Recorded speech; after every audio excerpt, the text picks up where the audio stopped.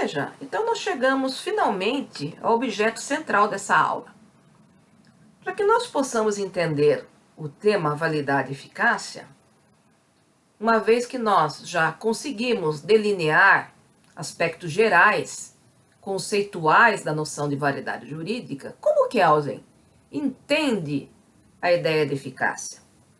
Primeiro ponto a ser destacado, Kelsen não pensa a eficácia no seu sentido jurídico, ou seja, como algo atrelado à capacidade de uma norma produzir efeitos concretos na realidade.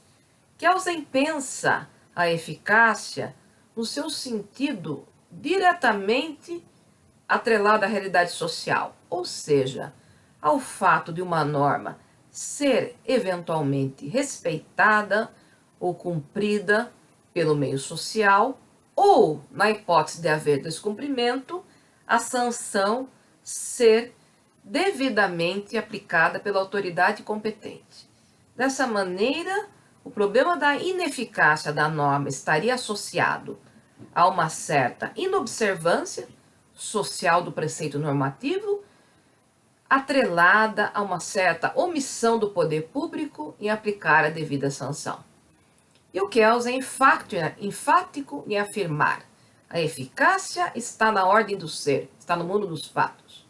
Então, em princípio, ela se ligaria a outras ciências humanas, por exemplo, a sociologia, a antropologia, porque ela, inclusive, depende de avaliações empíricas.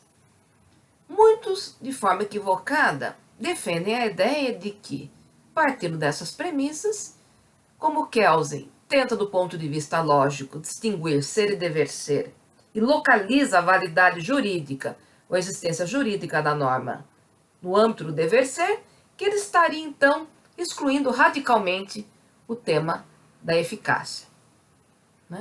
Kelsen chega a citar 3 posições possíveis na sua obra, numa destacada nota de rodapé.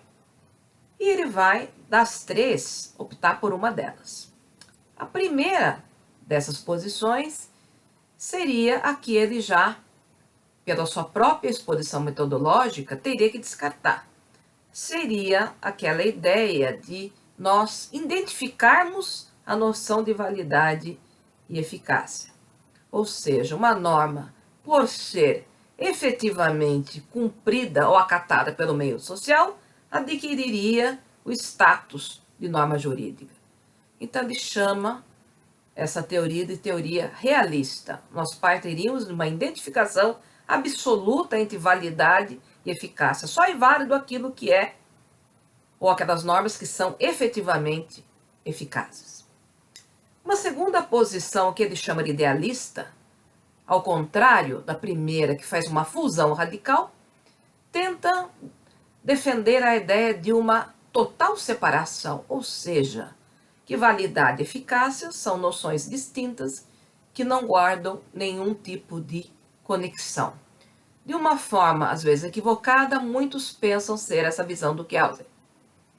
No entanto, a partir da segunda edição da sua teoria já desenvolvida nos Estados Unidos, é com esta que nós trabalhamos efetivamente nos dias atuais, Kelsen vai elencar uma terceira possibilidade que ele acaba destacando como sendo a sua. Continua afirmando a ideia que nós expomos na discussão metodológica. Não podemos confundir, do ponto de vista lógico, os conceitos de validade e eficácia. A validade está no mundo do dever ser. Diz respeito à existência jurídica da norma, que não pode ser vista de forma isolada, mas só dentro de uma ordem escalonada, não é?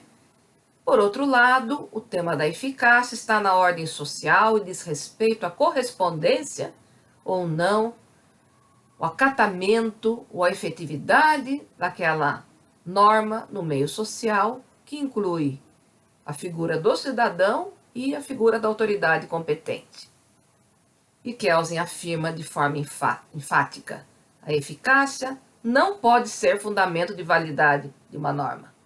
O fundamento de validade de uma norma é sempre outra norma considerada superior, até que nós, então, identificamos a norma fundamental, que não é uma norma positivada, mas é uma norma pressuposta pelo pensamento lógico do jurista, que conferiria o fundamento geral de validade a todas as normas do sistema ou da ordem jurídica positiva.